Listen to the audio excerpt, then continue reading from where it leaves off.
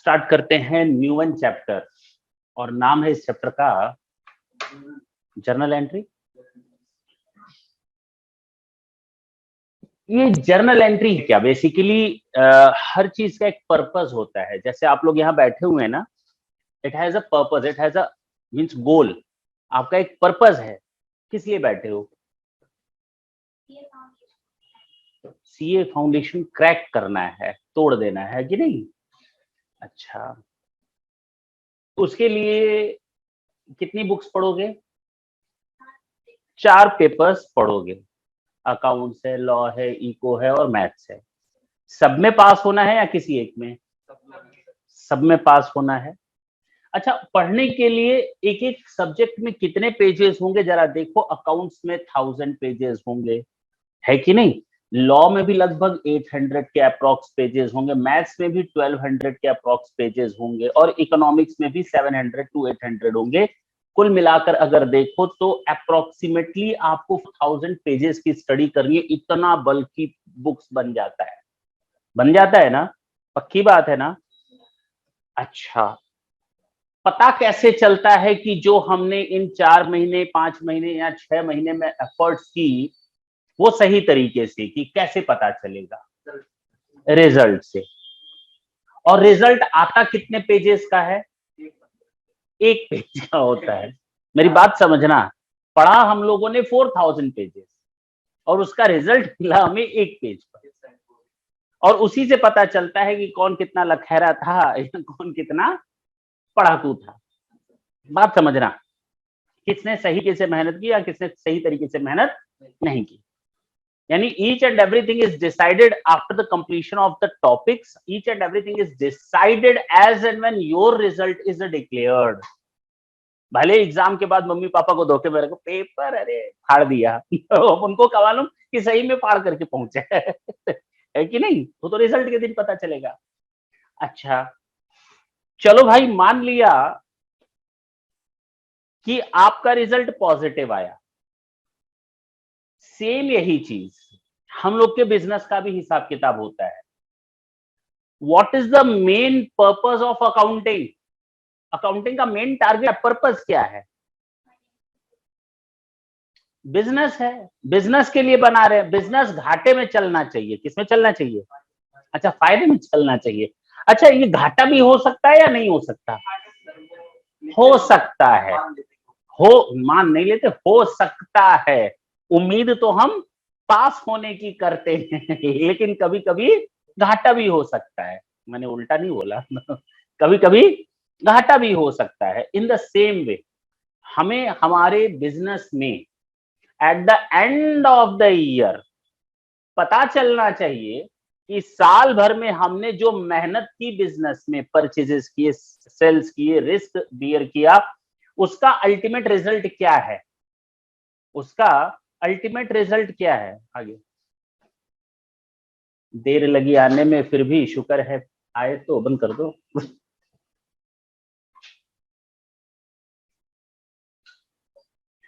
तो हो गया, हो गया, हो गया। तो कहने का मतलब ये है कि इतने सारे एफर्ट्स और अल्टीमेटली एक रिजल्ट चाहिए साल के अंत में बिजनेस का भी। जैसे हम लोग पढ़ाई कर रहे हैं, हमको at the end of the day we want result. In the same way हमारे बिजनेस में भी at the end of the day we want result. हाँ या ना? अब वो रिजल्ट कितने पेजेस का होगा? एक पेज का। उसका भी रिजल्ट कितने पेज का होगा? 1 या 2 पेज का। जैसे हम लोग का रिजल्ट 1 या 2 पेज का, उसी तरह जैसे हम लोग साल भर बुक्स ऑफ अकाउंट मेंटेन करते हैं 4000 और 10,000 पेजेस की। सोचो, इसमें भी हम लोग बुक्स मेंटेन करते हैं कितने पेजेस की? 4000 से 10,000 पेजेस की बुक्स मेंटेन करते हैं और उसका रिजल्ट 1 या 2 पेज में आता है। और तुम लोग पढ़ते भी 4000 से 10,000 पेजेस हो और उसका रिजल्ट भी 1 पेज में आता है। दोनों का पर्पस समझ में आया? तो जिस तरह तुम लोग एक सीक्वेंस में पढ़ाई कर रहे हो, उसी तरह हम लोग उस रिजल्ट को लाने के लिए बिजनेस के पॉइंट ऑफ व्यू से, उस प्रॉफिट या लॉस की सिचुएशन को जानने के लिए, स्टेटमेंट्स को बनाने के लिए हम जो काम करते हैं, जरा देखो वो क्या है। जो बिजनेस का रिजल्ट होता है उसको हम लोग कहते हैं फाइनेंशियल स्टेटमेंट। क्या कहते हैं? Financial statement. उल्टा समझने की कोशिश करते हैं। This is the result of the business. पक्की बात है, डिग्री या सर्टिफिकेट जो भी कह सकते हो। ये दो बनते हैं नॉर्मली, अभी मैं रफ बता रहा हूं, फाइनेंशियल स्टेटमेंट नहीं पढ़ा रहे, उसमें 3 बताएंगे हम आपको, लेकिन अभी हम 2 ही बता रहे हैं। पहला कहलाता है trading and PL account, trading and PL account, और दूसरा होता है बैलेंस शीट। यानी इन दो चीजों को तैयार करने के बाद हमारा बनता है क्या, फाइनेंशियल स्टेटमेंट। यानी दो चीजें तैयार हो गई तो हमारा फाइनेंशियल स्टेटमेंट हमारे सामने आ जाएगा। Trading and PL account basically prepared for the purpose of knowing the situation of the profit और लॉस, कि eight the end of the year where is your business, you are running your business in a profit mode or in a loss mode. It can be find out only with the help of your trading and PL. But yes, what is the result shown by the balance sheet? कितना पैसा किससे लेना है, कितना पैसा किसी को देना है, हमारे बिजनेस में कितनी एसेट्स हैं, हमारे बिजनेस में कितनी लायबिलिटीज एंड कैपिटल। अब बात समझ में आई? ये बताता है हमको बैलेंस शीट, और कोई नहीं बताएगा। कौन बताएगा? बैलेंस शीट बताएगा। पक्की बात है ना? तो स्टेट सिचुएशन बताता है स्टेटस बैलेंस शीट, और प्रॉफिट या लॉस के बारे में बताता है ट्रेडिंग एंड पीएल। अब कहीं कोई डाउट नहीं होना चाहिए, पक्की बात है। लेकिन यहां तक पहुंचने के लिए, यहां तक पहुंचने के लिए हमको और क्या बनाना पड़ता है, जरा ढंग से सुनो। ये बनाते कैसे हैं? उतनी किताबें बनाने के बाद कौन कौन सी किताबें? सबसे पहले हम लोग जर्नल एंट्रीज करते हैं। क्या करते हैं? जर्नल एंट्रीज बनाने के बाद हम पोस्टिंग का काम करते हैं या लेजर प्रिपेयर करते हैं, और लेजर बनाने के बाद हम ट्रायल बैलेंस बनाते हैं, और ट्रायल बैलेंस बनने के बाद फाइनली बनता है फाइनेंशियल स्टेटमेंट। रिजल्ट उस समय मिलता है। यानी if you just want to get the result of your business, we are needed to prepare each and everything step by step. ऐसा नहीं कि साल भर की जर्नल एंट्री कर लो अब लेजर करते हैं, साल भर का लेजर, ऐसे नहीं।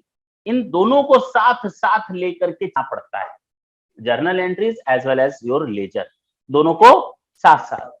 जब हम बुक्स बंद करते हैं साल के अंदर, हम अपने बुक्स ऑफ अकाउंट को क्लोज करते हैं। क्या करते हैं? क्लोज करते हैं। हम अपने बुक्स ऑफ अकाउंट को क्या करते हैं? क्लोज करते हैं।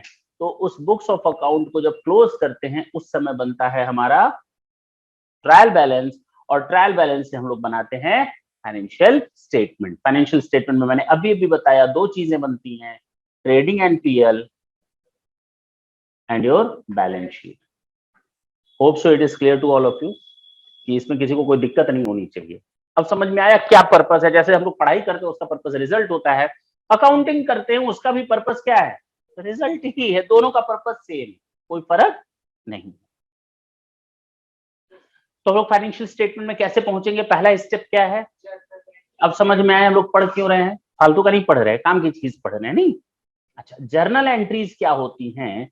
बुक्स ऑफ ओरिजिनल एंट्री कहा जाता है इसको। क्या कहा जाता है? Books of original entry. ये वो पहली जगह होती है, मान लो मेरे उसमें ट्रांजेक्शन हो रहा है, तो ये वो पहली जगह होगी जहां पर हम ट्रांजेक्शन को फर्स्ट टाइम रिकॉर्ड करते हैं, by applying the system of debit and credit. ये पहली वो जगह है जहां पर हम डेबिट और क्रेडिट फंडामेंटल्स को यूज करते हैं, अप्लाई करते हैं, और जर्नल एंट्रीज बनाते हैं। मैंने पहली भी क्लास में आप लोगों को ये बोला है कि हम लोग के अकाउंट्स में एवं सीए, फाइनल सीए बनने के बाद भी जब आप प्रैक्टिस करते हो, सीएमए बनने के बाद, सीएस बनने के बाद जब आप प्रैक्टिस करते हो या जॉब करते हो, आपके सारे दुखों की एक ही दवा है, क्यों ना आजमाएं। कौन सी दवा है? Journal entry. यही वो जगह है जहां आप लोग फंसते हैं, यहां जहां पर आपको प्रॉब्लम्स आती हैं, ठीक है ना? तो प्रॉब्लम नहीं आएगी अगर हम इसके कंसेप्ट को ढंग से समझें। रटने की कोई जरूरत नहीं, बहुत ही इत्मीनान से सीक्वेंस में।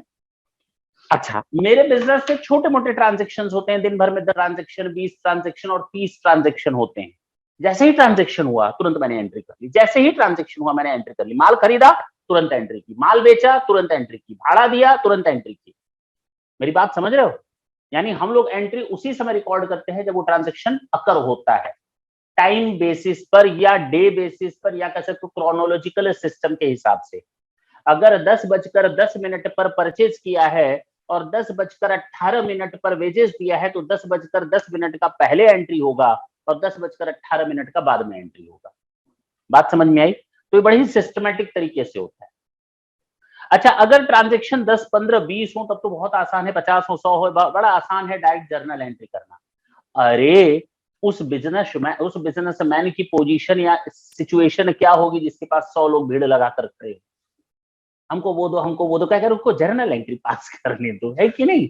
और उसका अकाउंटेंट क्या, चुप रहो, साइड हो जाओ, एक एक करके आओ, हमको एंट्री भी करनी है। ऐसा कभी देखा है क्या? नहीं ना। तो होता क्या, हम लोग एक वेस्ट बुक बनाते हैं या मेमोरेंडम बुक बनाते हैं। Instead of recording the transaction directly into the journal, we maintain a waste book, और यू कैन से भी maintain a memorandum book, rough book भी कह सकते हैं उसको। जैसे ट्रांजेक्शन, माल बेचा 5,000, अच्छा तुम्हें क्या चाहिए, अच्छा एक आदमी के नाम से नोट कर रहा है, कहीं ना कहीं एंट्री हो रही है उसकी। बात समझ में आई? इसको हम लोग कहते हैं मेमोरेंडम। उसका कोई यूज नहीं है, लेकिन हाँ उसका यूज इतना ज्यादा है कि उसी के बेसिस पर हम जर्नल एंट्रीज प्रिपेयर करते हैं, क्योंकि ट्रांजेक्शन वहीं से आपको पता चल रहा है। अगर ट्रांजेक्शन बहुत ज्यादा है तो डायरेक्ट जर्नल एंट्रीज नहीं बनाई जा सकती। मेरी बात समझ में आ रही है, नहीं आ रही है? नहीं आ रही है, नहीं आ रही है। अच्छा, इतना आ रहा है, हमें नहीं मालूम था, 3 बार आ रहा है।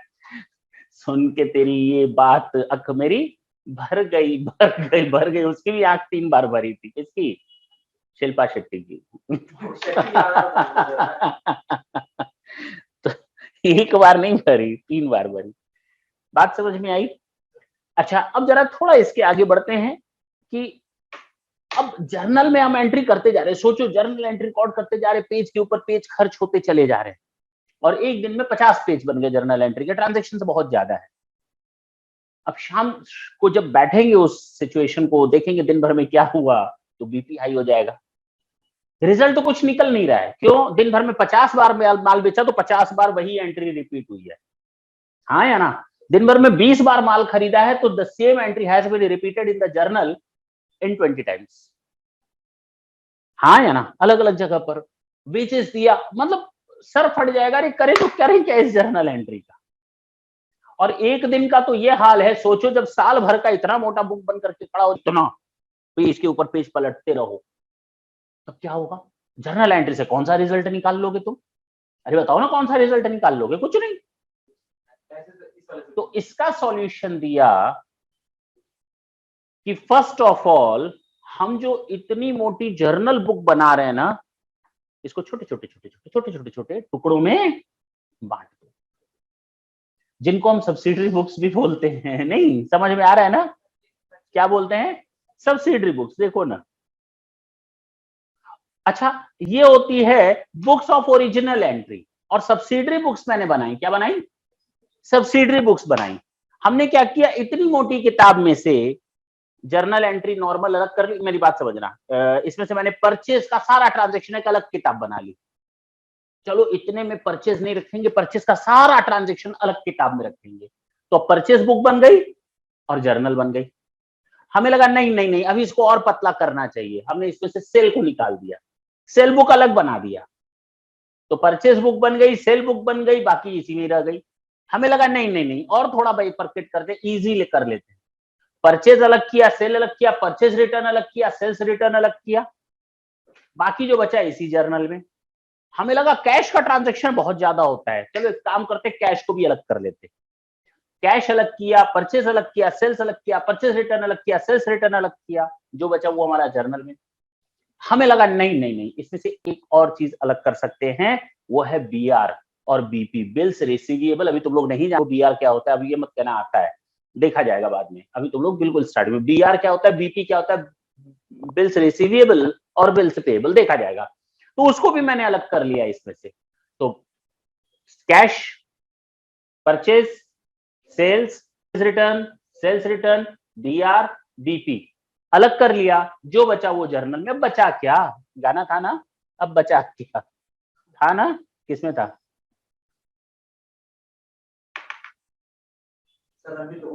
हाँ रणबीर कपूर था। नहीं नहीं नहीं। अच्छा रुको, हमें भी नहीं याद आ रहा। कटरीना कैफ और रणबीर कपूर था। हाँ हाँ, याद दिलाते हैं। चलो, तो उसमें जो बचा, अब जर्नल, अब बचा क्या है कि नहीं? कॉमेडी मूवी थी, बढ़िया मूवी थी, हम दो बार देखे थे। नहीं भाई, अच्छा हो गया, अब इस पर ध्यान देते हैं। हो गया, अजब प्रेम की गजब कहानी, हाँ बिल्कुल ठीक है। तुम लोग तेज आदमी हो, यही यही ध्यान ज्यादा है। तो, तो कहने का मतलब ये हुआ कि ये हमारे ट्रांजेक्शन है। देखो मैंने जर्नल से अलग कर लिया, इतनी मोटी बुक थी, अब बची कितनी, इतनी। इसमें बचा क्या?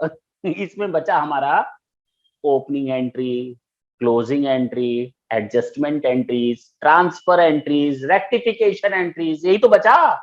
नॉर्मली देखो तो बचा खुचा किसमें बचा? जर्नल प्रॉपर में। किसमें? बात समझ में आई? तो हो सकता है उसके अलावा भी कुछ एंट्रीज बची हो, जैसे वेजेस की एंट्री हो गई, कंस्ट्रक्शन की हो गई, बिल्डिंग खरीदने, फर्नीचर की, ये सब बची रह जाती है उसमें, ठीक है ना, जर्नल में। तो जर्नल में मैंने क्या अलग किया? Cash transaction, purchase, sale, purchase return, sales return, BR, BP और जर्नल प्रॉपर अलग कर लिया। तो इसमें अब जो बचा ऑफिस एक्सपेंसेस, जो जर्नल में, मेन जर्नल में क्या बचा? Office expenses, rent, electricity, asset खरीदना, एसेट बेचना, ये सब इसमें बचेगा। अब बात समझ में आई? ये कहलाता है। अच्छा, ये सब्सिडरी बुक। अब मैंने क्या कहा, अब हमें वो जर्नी मोटी नहीं बनानी, अब कितनी बचेगी? पतली सी। ये भी पतले पतले कई बुक्स बन गए हमारे, बन गए ना? ये भी तो कई बुक्स बन गए पतले पतले। इन सबको मिलाकर हम नाम देते हैं बुक्स ऑफ ओरिजिनल एंट्री। अब ये मत कहना सब्सिडरी बुक का नाम है तो बुक्स ऑफ ओरिजिनल एंट्री नहीं रही, अभी भी वो बुक्स ऑफ ओरिजिनल एंट्री है। सारी बुक्स अलग अलग कर दो तो भी तो उसका स्टेटस वही रहा है, तो books of original entry. Sales की एंट्री किसमें करोगे? सबसे पहले सेल्स बुक में, अब जर्नल में करने की जरूरत नहीं है। अब बात तब भी तो ओरिजिनल एंट्री हुई ना। तो subsidiary books still are books of original entry. देखो नीचे लिख दिया है, these books are still called books of original entry. ऊपर भी मैंने यही बोला था। Is it clear? अरे हाँ या ना? वो जब इतनी मोटी किताब बन रही थी, सारे एक में थे, तब भी बुक्स ऑफ ओरिजिनल एंट्री। अलग अलग अलग अलग तोड़ दिया, तब भी बुक्स ऑफ ओरिजिनल एंट्री। यानी नाम के लिए दे दिया सब्सिडरी बुक्स, सहायक पुस्तकें। इतनी मोटी एक में बना करके कई बुक्स बना दी, सब्सिडरी बुक्स बना दी, तो भी ये सारी कहलाएंगी ऑफ ओरिजिनल एंट्री। अब समझ में आई बात? अब तो कहीं कंफ्यूजन नहीं होना चाहिए। जर्नल के कुछ फायदे और घाटे, अब ये कहानी मत, ये लास्ट में समझ में आ जाएगा, अब ये सब कहानी का कोई मतलब नहीं है, ठीक है ना। जर्नल के फायदे क्या है? पहली चीज कि सारी एंट्रीज एक सिंपल प्लेस पर रिकॉर्ड होती है। Transaction we can find out their location by seeing the journal entries, that's it. Each and every transaction is first recorded in our journal या उसकी सब्सिडरी बुक्स में। हाँ या ना? ट्रांजेक्शन्स बहुत ज्यादा हो जाते हैं तो हमारा सर पकड़ लेते हैं हम लोग कि इसका करें तो करें क्या। नहीं समझे? मान लो हमने सेल्स भी अलग लिख दिया, परचेज भी अलग लिख दिया, एक महीने का कोई दे दे हमको तो सर पीटते रह जाएंगे, करें तो करें क्या, लिखा क्या हुआ इसमें, क्यों लिखा है भाई, इसका कोई रिजल्ट नहीं निकल रहा। यानी stand on journal book can not give you the fruitful result. अकेले आपको जर्नल बुक्स कोई भी रिजल्ट नहीं देता। उसको रिजल्ट तक पहुंचाने के लिए देखिए ना मैंने क्या किया है। क्या करेंगे दूसरा स्टेप? लेजर। यानी बिन लेजर जर्नल अधूरा है। आपको कोई रिजल्ट पाना है थोड़ा और रिफाइंड वे में, तो you are needed to maintain your ledger along with the journal. अब बात समझ में आई?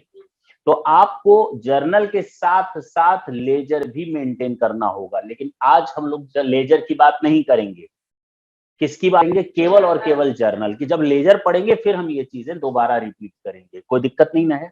अच्छा, चल सकते हैं आगे। तो इसकी कुछ लिमिटेशंस हैं।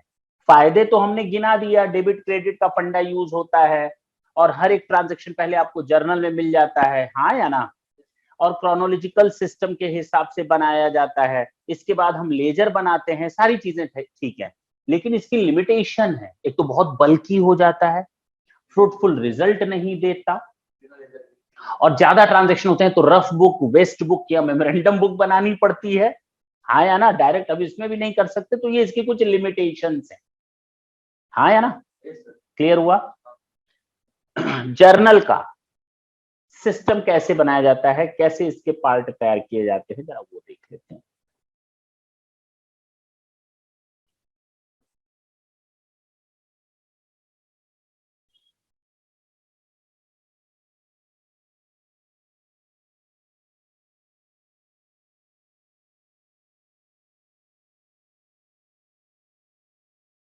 ये है फॉर्मेट।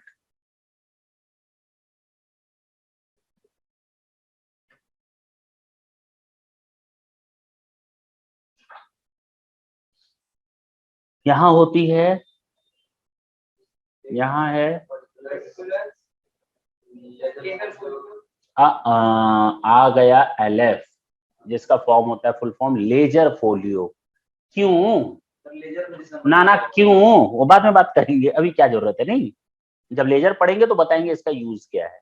उसके बाद यहाँ पर amount debit, amount credit. Clear हुआ? ये हमारा फॉर्मेट है। मान लो मैंने सामान परचेज किया 2 मिनट के लिए, फॉर्मेट जब बना ही रहे हैं तो फॉर्मेट को फॉर्मेट के हिसाब से ले लिया जाए, तुम लोग की जो गंदी आदतें हैं उसको भी दूर कर दिया जाए। मान लो हमने कोई सामान परचेज किया कैश में, purchase account debit to cash मुझे लिखना है, तो कैसे लिखेंगे?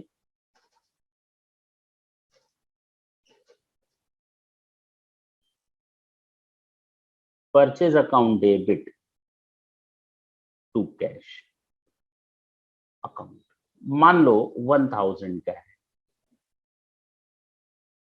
ठीक। इसके नीचे लिखा जाता है नरेशन। क्या लिखा जाता है? Being goods purchase. मैंने यहां बाहर निकाल दिया, इस कॉलम के बाहर नहीं जाना चाहिए, ठीक है। पहली चीज ये डेट को हम लोग लिख लेंगे जिस डेट में है। अब मान लो इसका दूसरी एंट्री करनी है सेल्स की। किसकी? तो हम एंट्री करेंगे cash account debit to sales. कोई दिक्कत इसमें? बीइंग गुड्स सोल्ड, इसमें कोई दिक्कत है? दिक्कत। ऐसे नहीं लिख सकते आप, ऊपर वाले में आपने इतना गैप दिया था नहीं है ना, हम लोग की आदत होती है कहीं भी लिख देते हैं, तो गैप हमेशा इक्वली मेंटेन होना चाहिए। यहाँ वही तो मैं बता रहा हूं ना, जो तुम लोग की आदतें हैं उल्टी सीधी वो ठीक कर लेना। जब मेंटेन करो तो एटलीस्ट ये एक सीध में आना चाहिए, दिखना चाहिए। बात समझ में आई? तो बात बनाने का पर्पस यही था। चले आगे, फॉर्मेट ठीक कर लोगे अपना। कुछ लोग लिखते हैं 1000 यहाँ 500 यहाँ, ये सब काम मत करना। अगर 1000 वहां लिखा है तो 500 भी यहां लिखोगे, ठीक है। अच्छा ये है आपका फॉर्मेट। अब जरा देखा जाए जर्नल कैसे तैयार होता है, ये डेबिट क्रेडिट का फंडा होता क्या है।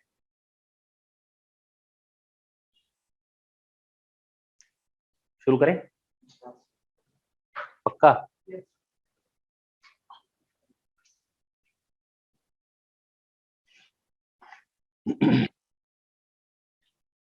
मैंने पहले भी एक बार बताया, फिर दोबारा बताते हैं, जितने भी ट्रांजैक्शंस आप रिकॉर्ड करोगे बुक्स में, मैंने कहा जितने भी ट्रांजैक्शंस रिकॉर्ड करोगे, डेबिट या क्रेडिट, डेबिट या क्रेडिट, वो सारे account A to Z, x का अकाउंट, वाई का अकाउंट, जेड का अकाउंट, राम का अकाउंट, श्याम का अकाउंट, मोहन का अकाउंट, आपका ये फर्नीचर का अकाउंट, अलमीरा का अकाउंट, बिल्डिंग का अकाउंट, परचेज का अकाउंट, सेल्स का अकाउंट, स्टॉक का, मतलब हर एक अकाउंट, हर एक चीज का अकाउंट, एसेट का, लायबिलिटी का, वो सारे के सारे 3 पार्ट में तोड़े जाते हैं।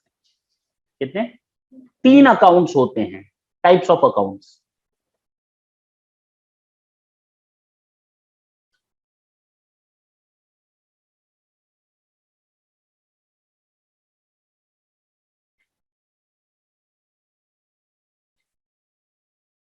पहला होता है आपका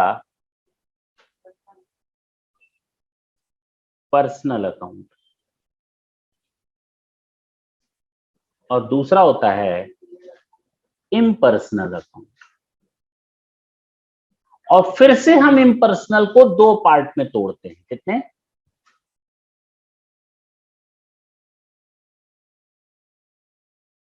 एक होता है रियल अकाउंट और एक होता है नॉमिनल अकाउंट।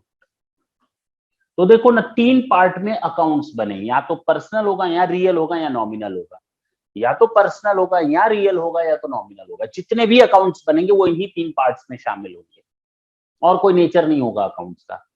जब भी हमें डेबिट और क्रेडिट करना पड़ता है, first of all we are needed to observe that which type of a transaction it is, because every transaction has two aspects. The first one is debit and the second one is credit. अगर debit मेरा personal होगा तो credit भी मेरा, इतनी मार खाओगे। Rhythm मिलाना है क्या आवाज के साथ? हाँ सही बोला, अगर डेबिट पर्सनल है तो क्रेडिट भी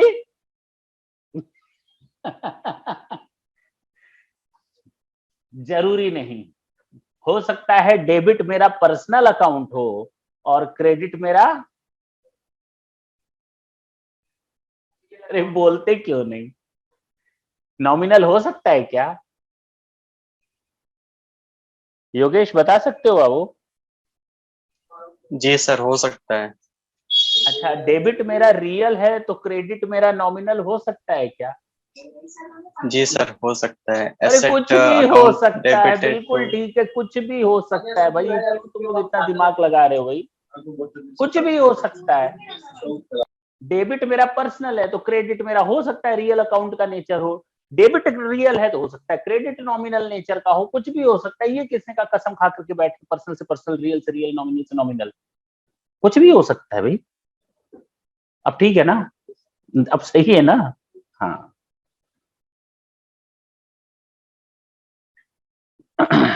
पर्सनल अकाउंट में कौन से अकाउंट्स आते हैं? पर्सनल अकाउंट्स में कौन से अकाउंट्स आते हैं? जो किसी नाम को इंडिकेट करे, वो सारे पर्सनल हैं। जैसे तुम लोगों ने नाउन का डेफिनेशन देखा होगा कभी पास्ट में, नाउन का, ऑब्जेक्ट, प्लेस वगैरह के नाम को हम लोग क्या कहते हैं? किसी पर्सन के नाम को क्या कहते हैं? पर्सनल। वही पर्सनल यहां पर भी है। आप लोगों में से किसी का भी नाम ले लो, वो पर्सनल अकाउंट है। मेरा नाम ले लो, पर्सनल अकाउंट है। और बदलानी क्लासेस का नाम ले लो तो वो भी पर्सनल है कि नहीं? बैंक ले लो तो पीएनबी, पीएनबी यानी बैंक, नाम है उसका। हम लोग बैंक लिखते हैं यहाँ पर, लेकिन एक्चुअल में होता है यहाँ तो पीएनबी, यहाँ स्टेट बैंक, यहाँ बैंक ऑफ बड़ौदा, या कैनरा बैंक, यहाँ फलाना बैंक, कुछ भी। तो ये बैंक का नाम आता है, वो पर्सनल होता है। बैंक अकाउंट कौन सा नेचर होता है? पर्सनल होता है। बैंक अकाउंट कौन सा नेचर होता है? पर्सनल होता है। बैंक अकाउंट कौन सा नेचर होता है? पर्सनल। तो गलती मत कर देना, रियल मत बोल देना, क्योंकि कैश अकाउंट हमारा रियल होता है। जितनी भी एसेट्स होती हैं वो हमारी रियल होती है। और जितने भी नेम को इंडिकेट करेंगे, किसको? वो हमारे पर्सनल होंगे। और जितने भी मेरे इनकम या एक्सपेंडिचर होंगे, प्रॉफिट या लॉसेस, वो सारे के सारे मेरे नॉमिनल अकाउंट्स होंगे। ठीक है? पक्की बात है? 100%। सोचना बहुत आसान है। अब देखो, कुछ है ही नहीं। जितने भी नॉमिनल अकाउंट्स हैं वो कौन से हैं?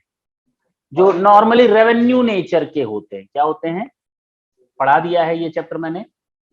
ये रेवेन्यू नेचर के होते हैं, वो सारे के सारे नॉमिनल होते हैं। जैसे परचेज किया, बार बार करेंगे, रेवेन्यू नेचर का है। सेल्स किया, बार बार करेंगे, रेवेन्यू नेचर का है।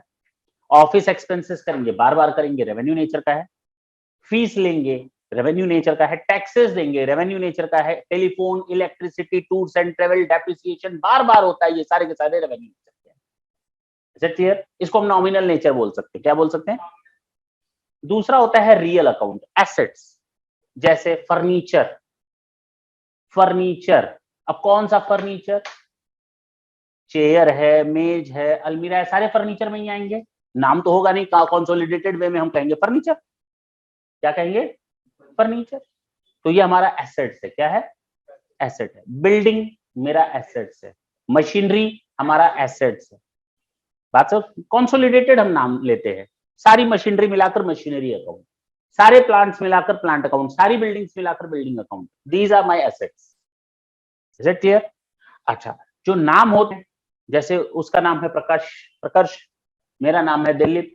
उसका नाम है तान्या। इसका नाम है अभिषेक। है कि नहीं? तो ये सब क्या है? ये पर्सनल अकाउंट है, पक्की बात है। इन्हीं को हमें डेबिट या क्रेडिट करना है, इन्हीं को हमें डेबिट या क्रेडिट करना है।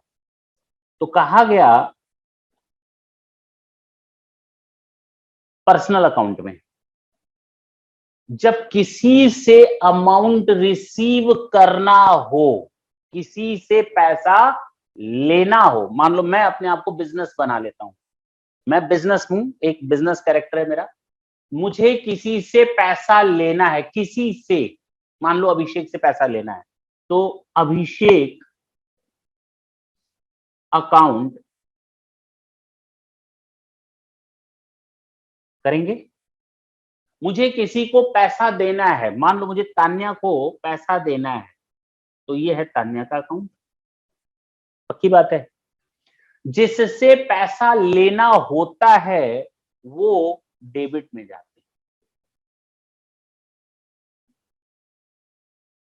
और जिनको पैसा देना होता है वो क्रेडिट में। इसका सिंपल सॉल्यूशन अभी बता रहे हैं, चिंता मत करना, गोल्डन रूल्स बता देंगे कोई फायदा नहीं, वो रटने वाले तुम लोगों ने खूब रट रखा है, उससे सिंपल तरीका भी बता दे रहे हैं, ठीक है ना। अभी ये समझ लो, जिससे लेना हो डेबिट, जिसको देना हो उसका अकाउंट क्रेडिट। मैं तान्या का अकाउंट मैंने क्रेडिट कर दिया, it means it's a liability, it's a liability to make the payment to Tanya. If I am just debiting the Abhishek, it means I have to receive the amount from Abhishek, and Abhishek is an asset to me. Indirectly you can say he is not an asset. जो इससे पैसा मिलना है वो मेरे लिए asset, clear. अच्छा, जो रियल अकाउंट होता है जिसमें फर्नीचर, प्लांट, बिल्डिंग होता है, जब एसेट्स प्लस होती हैं, क्या होती हैं, एसेट्स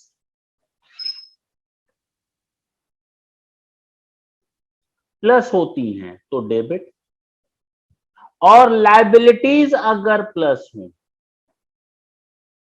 तो क्रेडिट। देखो ना, सेम है दोनों। देखो, मुझे किसी को पैसा देना है तो मैंने क्या किया, क्योंकि मुझे पैसा देना है, लायबिलिटी है। उसी तरह जब लायबिलिटीज बढ़ती है तो वो क्या बनते हैं, बात तो वही पड़ी। जब मुझे किसी से पैसा लेना होता है तो उसका अकाउंट क्या करते हैं, डेबिट।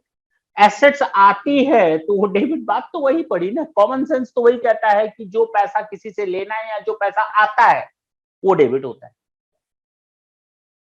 जो जाने वाला होता है, चाहे पैसा, चाहे किसी पर्सन को देना हो या लायबिलिटीज जनरेट होती है, वो क्रेडिट होता है, सिंपल।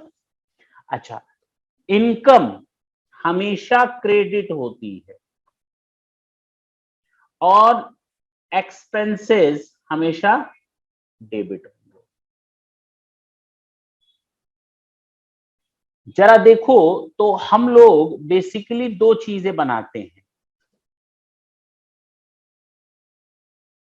या तो वो होती है डेबिट या होती है क्रेडिट। सुन लो, इसी से ही तैयार हो जाएगा सारा। या तो कोई चीज डेबिट होती है या तो क्रेडिट होती है। जब किसी नाम को डेबिट करते हैं तो इसका मतलब टू बी रिसीव्ड, उससे पैसा लेना है। जब किसी नाम को क्रेडिट करते हैं, टू बी पेड, वो मेरी क्रेडिट है। या कह सकते हो एसेट्स जो भी होती हैं वो डेबिट होती हैं, ये भी तो बोल सकते हो, बात तो वही दिख रही है। किसी से लेना है या कोई एसेट आ रही है तो हमारे लिए डेबिट है। और जब किसी लायबिलिटी को हम जनरेट करते हैं तो वो क्या होती है, क्रेडिट होती है। किसी को देना है या कोई लोन वगैरह है, वो मेरे लिए क्रेडिट है, लायबिलिटी। क्लियर है। एक्सपेंसेस मेरे लिए और लायबिलिटी, इनकम मेरे लिए, बस यही होता है। अगर हम इसको यहां से हटा भी दें अब तो कोई फर्क पड़ेगा क्या, बस हमको इतना याद रखना है कि जितनी एसेट्स होती हैं वो डेबिट, जितने एक्सपेंसेस होते हैं वो डेबिट। इससे ज्यादा याद करने की क्या जरूरत है, काहे का गोल्डन रूल नहीं। और जितना किसी को देना है या लायबिलिटीज है या इनकम है वो मेरी क्रेडिट होगी, बस। अगर मैं ये कहूं, अगर तुम लोगों ने आज तक बैलेंस शीट देखी है, पीएल अकाउंट देखा है, ये बैलेंस शीट है और ये पीएल है। इधर देखो, ये डेबिट है, ये क्रेडिट है, ये डेबिट है और ये क्रेडिट है। ये दोनों डेबिट साइड है, हाँ या ना, है कि नहीं है? इधर हम लोग क्या लिखते हैं और इधर क्या लिखते हैं? तो देखो यही तो है कि और कुछ है? अच्छा, इधर क्या लिखते हैं? ये इधर लिखते हैं लायबिलिटीज और इधर लिखते हैं इनकम। पक्की बात है, अगर तुम लोगों ने अकाउंट्स बनाया है आज तक तो थोड़ा बहुत मान लेते हैं बनाया होगा, तो अगर नहीं बनाया तो ये दिमाग में सेट हो जाना चाहिए। ये लायबिलिटीज और इनकम, देखो ना, लायबिलिटीज और इनकम क्रेडिट साइड में, दोनों क्रेडिट है। ठीक है, अब कहोगे सर ऐसा कौन सा दिमाग लगाया अकाउंट्स बनाने वालों ने कि बैलेंस शीट को उल्टा बनाया, है कि नहीं? यहां क्या कर सकते थे? डेबिट, और यहां क्या कर सकते थे? क्रेडिट नहीं कर सकते थे? ज्यादा आसान होता हम लोग के लिए, ऐसे सीधे सीधे लाइन बनानी पड़ती। ऐसे कट का निशान दिख रहा है ना, क्रॉस नहीं दिखता। तो अब सुनो, पहले पैसा आता है कि पहले पैसा जाता है? पहले कहीं से पैसे का जुगाड़ करते हो बिजनेस में लगाने के लिए, या पहले फर्नीचर ही खरीद कर लाते? पहले पैसा आता है तब तो कहीं जाएगा। तो बहुत ही सिंपल तरीके से ये बनाया हुआ है, ये बताता है सोर्स ऑफ फंड, कहां कहां से पैसा तुमने लिया, और ये बताता है कहां कहां पैसा दिया। तो आएगा तभी तो जाएगा, तो बना तो सीधा ही है। अब बात समझ में आई? हाँ, जब ऐसे देखोगे तो उसको उल्टा समझ में आता है, अदरवाइज बना ये बिल्कुल सीधा है, दोनों जगह सीधा। ठीक है, कुछ नोट करना है कर लो, नहीं तो हम आगे बढ़े। अब जब भी कोई ट्रांजैक्शन अकर होगा, हमको उसको दो पार्ट में तोड़ना पड़ेगा। कोई भी ट्रांजैक्शन होगा उसको दो पार्ट में तोड़ना पड़ेगा। पहली चीज, मैं अगर अपने बिजनेस का अकाउंट्स बना रहा हूं, मैं अगर अपने बिजनेस का अकाउंट्स मेंटेन कर रहा हूं, तो मेरी पूरी अकाउंटिंग में मेरे बिजनेस का नाम नहीं आना चाहिए, क्योंकि मैं ही तो मेंटेन कर रहा हूं। मुझे किसी से लेना है, मुझे किसी को देना है, मेरा नाम कहीं नहीं आना चाहिए। मैंने माल खरीदा तो मेरा नाम नहीं आना चाहिए। मैंने तुमको माल बेचा तो मेरा नाम उसमें नहीं आना चाहिए, क्योंकि मैं ही अकाउंटिंग कर रहा हूं अपने लिए। बात समझ में आई? ये चीज याद रहेगी। यानी कोई बिजनेस एंटिटी अपनी बुक्स में अपना नाम डायरेक्टली नहीं लिख सकती। ठीक है, कब लिख सकते हैं वो बताएंगे, अभी चिंता न करना। ठीक है ना, ये कंफ्यूजन हमेशा दूर रखना। कैपिटल के समय कर सकते हो, ड्राइंग के समय कर सकते हो, देखेंगे वो, अभी नहीं। ठीक, मान लो मैंने एक एंट्री करनी है, मेरे साथ ट्रांजैक्शन कौन कौन से हो सकते हैं बता सकते हो?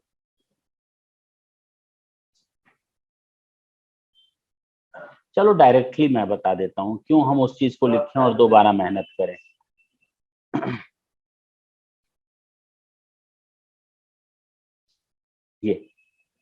ये ट्रांजैक्शंस हैं। ये क्या है? जो भी क्वेश्चन देखोगे ना, सारे ट्रांजैक्शंस ही मिलेंगे। ट्रांजैक्शंस को ही हम अपने बुक्स में रिकॉर्ड करते हैं।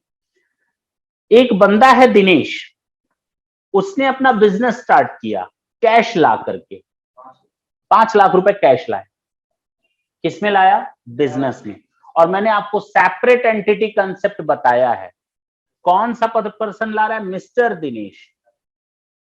किस बिजनेस में पैसा ला रहा है? उसके बिजनेस का नाम क्या है, दिया है क्या? नहीं नहीं नहीं। तो बताओ उसके बिजनेस का नाम क्या रखें? मेसर्स दिनेश। ऑटोमेटिकली हो जाएगा, ये अपनी एक नई आइडेंटिटी जनरेट कर लेगा। मिस्टर दिनेश अपने आप मेसर्स दिनेश उसके बिजनेस का नाम हो जाएगा। मिस्टर दिनेश वो पर्सनल, उसका अपना जो बिजनेस कर रहा है बंदा, उसका नाम है, और जिस बिजनेस में पैसा लगा रहा है उस बिजनेस का नाम ऑटोमेटिकली हो जाएगा मेसर्स दिनेश। ये तो बताया था मैंने, सेपरेट एंटिटी कंसेप्ट। बेसिकली अब ये एक आदमी नहीं है, दो आदमी हो गए, mister Dinesh having a separate entity as well as your Messrs Dinesh is having a separate entity, it is known as artificial person. अच्छा, तो दिनेश ने बिजनेस स्टार्ट किया, लेकिन पैसा लिया किसने? किसने लिया? मेसर्स ने लिया। बिजनेस स्टार्ट किसने किया? मिस्टर दिनेश ने। पैसा पहुंचा किसके पास? मेसर्स दिनेश के पास। तो हम लोग जो बुक्स ऑफ अकाउंट बनाएंगे किसका बनाएंगे? मिस्टर दिनेश का। किसका? इतनी मार खाओगे। मेसर्स दिनेश का बनाएंगे। किसका बनाएंगे? बिजनेस किस कौन है? Business messrs Dinesh. तो बुक्स ऑफ अकाउंट किसका बनेगा? मेसर्स। तो मेसर्स दिनेश ने पैसा लिया, किससे लिया? मिस्टर दिनेश से लिया। अब क्लियर है? अच्छा, तो हम लोग ये क्या, अच्छा एक बात होता है, जब मेसर्स दिनेश इस ट्रांजेक्शन को आइडेंटिफाई करना चाहेगा दो पार्ट में, तो क्या क्या हुआ? मेसर्स दिनेश के पास आया, क्या आया? तो कैश आया, हाँ या ना? देने वाला कौन? मिस्टर दिनेश। मैंने थोड़ी देर पहले कहा कि कोई बंदा अपने बिजनेस में अपना नाम नहीं लिख सकता, तो मैंने यहां मेसर्स दिनेश नहीं लिखा है, मैंने क्या लिखा है? मिस्टर दिनेश लिखा है। मेसर्स दिनेश नहीं लिखा है मैंने, अपना नाम नहीं लिखा है उसने। अब बात समझ में आई? दोनों अलग है। तो कैश अकाउंट और मिस्टर दिनेश अकाउंट, हमें अब ये अपने बुक्स में रिकॉर्ड करना पड़ेगा। हमें मतलब किसको? मिस्टर दिनेश को। अच्छा, मेसर्स दिनेश को। तो मेसर्स दिनेश ये चीज अपने बुक्स में लिखेगा कि दिनेश से मैंने पैसा लिया और मेरे पास कैश आया। तो दिनेश से जो पैसा लिया उसको वापस भी तो करना है। अभी नहीं करना, लेकिन करना तो है। यानी देने वाला कौन? मिस्टर दिनेश। कितने गए हो ये?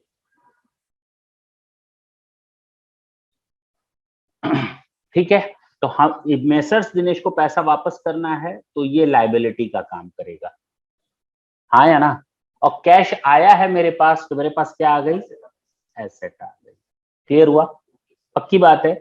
नेचर बता सकते हो अकाउंट्स का? कैश आया, ये पर्सनल नहीं है, नॉमिनल भी नहीं है, ये कौन सा नेचर है? रियल नेचर का अकाउंट। और ये लायबिलिटी है, दिनेश को पैसा वापस कर, मिस्टर दिनेश को लायबिलिटी है, लेकिन मिस्टर दिनेश है, नाम है, तो ये पर्सनल है। बात समझ में आई? तो हमको हर एक ट्रांजेक्शन को इस तरह से दो पार्ट पे तोड़ना पड़ेगा कि डेबिट किसको करना है, क्रेडिट किसको करना है। तो डेबिट और क्रेडिट करने के लिए हमको हर एक ट्रांजेक्शन को दो पार्ट पे तोड़ना पड़ेगा, वो दो सोर्स ढूंढने पड़ेंगे उस ट्रांजेक्शन में। बात समझ में आई? बोरोड फ्रॉम नरेश, नरेश से लोन लिया, तो मेसर्स दिनेश ने नरेश से लोन लिया, तो नरेश ने हमको दिया, क्या दिया? कैश दिया। दिया ना? तो मेरे पास कैश आया। किसने दिया? नरेश ने दिया, तो नरेश ने दिया। नरेश देने वाला है, तो ये पर्सनल हो जाएगा। बोलो ना, क्या दिया उसने? कैश, ये रियल। और जब कैश आता है तो डेबिट होता है, एसेट आती है तो क्या होता है? और लायबिलिटी है नरेश, जिसको मुझे पैसा वापस करना है, तो इसको क्रेडिट करेंगे। सेम ऊपर वाली ही एंट्री हो गई। बात समझ में आई? तो अब मेसर्स दिनेश को मिस्टर दिनेश को भी पैसा वापस करना है, मेसर्स दिनेश को मिस्टर नरेश को भी पैसा वापस करना है, लेकिन दोनों पैसों में फर्क है। जो ऊपर वाला पैसा था तो उससे लिया गया है, जो पैसा वापस मांगेगा नहीं, यानी दिनेश से, जो खुद बिजनेस चला रहा है, लोगों को नौकरी पे रख रहा है, लोगों को निकाल बाहर कर रहा है, जो सारी पॉलिसीज और स्ट्रेटजीज को फॉर्मुलेट कर रहा है, डिसीजन ले रहा है, रिस्क ले रहा है, प्रॉफिट उसी का होगा, लॉस भी उसी का होगा। किसका? मिस्टर दिनेश का। लेकिन नरेश से पैसा लिया, इस पैसे में फर्क है, क्योंकि नरेश एक साल बाद कहेगा मुझे मेरा ब्याज दो, तो दिनेश कहेगा फायदा नहीं हुआ, तो कहा मैं क्या करूं, यही तो बोलेगा। पैसे का फर्क है। 2 साल बाद आकर कहेगा पैसा पूरा लौटा दो, जबकि दिनेश अपना पैसा वापस नहीं मांग रहा है, नरेश आकर के अपना पैसा वापस मांग करके जाएगा, क्योंकि वो आउटसाइडर है। दोनों पैसों में फर्क है, दोनों एक एज ए लायबिलिटी है, देखो तो।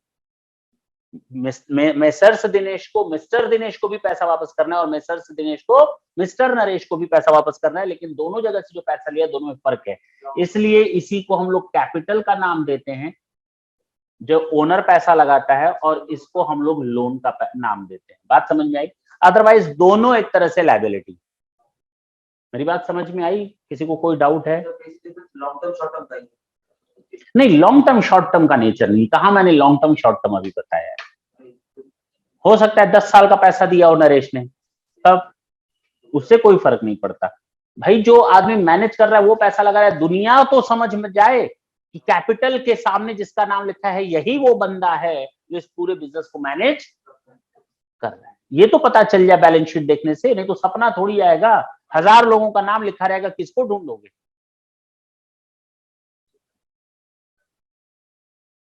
परचेज फर्नीचर, हाँ या ना? तो अगर परचेज किया है फर्नीचर तो मेरे पास कुछ आया, क्या आया? फर्नीचर आया, और जेब से कुछ गया, कैश माइनस हो गया, बोलो ना, और फर्नीचर आया, यही तो हुआ।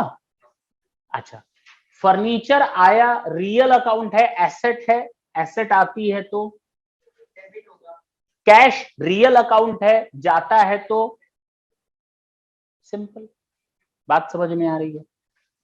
अच्छा, फर्नीचर खरीदा उधार राज फर्नीचर से, फर्नीचर खरीदा उधार, तो फर्नीचर तो आया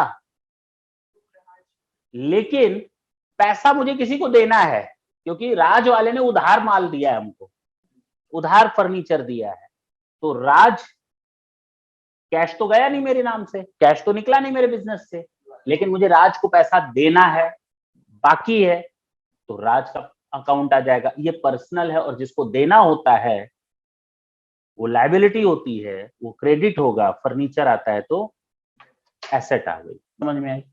तो हर एक ट्रांजेक्शन को इस तरह से आपको बाइफरकेट करना है, उसका नेचर समझना है। अब ऐसा नहीं कि आने वाले 4 महीने बाद भी तुम लोग इस तरह का नेचर समझो, क्योंकि फर्स्ट लेक्चर है जर्नल का, तो मैं इस तरह से समझा रहा हूँ। यूज टू हो जाओगे तो मैं केवल लिखूंगा, तुम लोग को समझ में आना चाहिए। मैं ये मानकर चल रहा हूँ 11th और 12th में तुम लोगों ने जर्नल एंट्री की है। तुम लोग को करना क्या है, घर जाना है, अभी तो छोड़ नहीं रहे, 5 मिनट अभी वेट करना। तो अभी करना क्या है कि इस तरह से ट्रांजेक्शन्स को बाइफरकेट करने की कोशिश करना।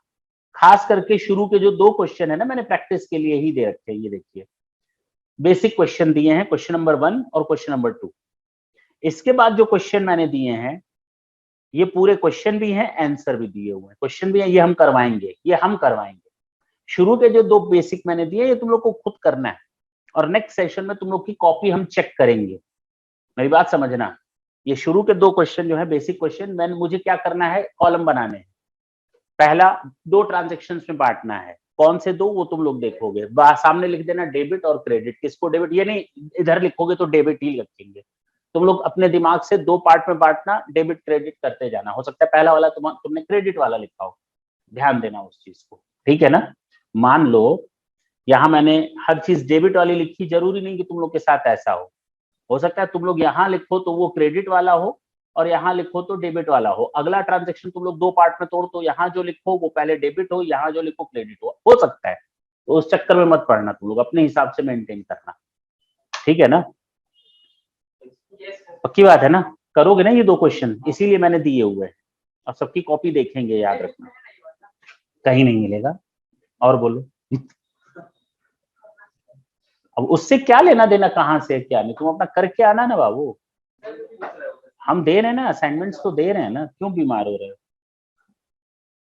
ठीक है, इसमें कोई दिक्कत है? पक्का। नेक्स्ट सेशन में हम लोग जर्नल एंट्री खत्म कर देंगे, मोस्ट प्रोबेबली। नहीं होगी तो एक लेक्चर और ले लेंगे, लेकिन मोस्ट प्रोबेबली हम ये मानकर चलते हैं कि तुम लोगों ने 11th 12th में जर्नल एंट्री पढ़ी है। ना माने 2 सेशन ले लेंगे, बस 2 लेक्चर ले लेंगे, जीएसटी वगैरह की भी जर्नल एंट्री करवा देंगे, ठीक है ना। इसमें हमारे 4 क्वेश्चन हैं, इसमें तब ऐड कर देंगे, 4-5 क्वेश्चन और ऐड कर देंगे, 4 ही होंगे, ठीक है। देखते हैं जितना हो पाएगा करवा देंगे। टाटा बोले।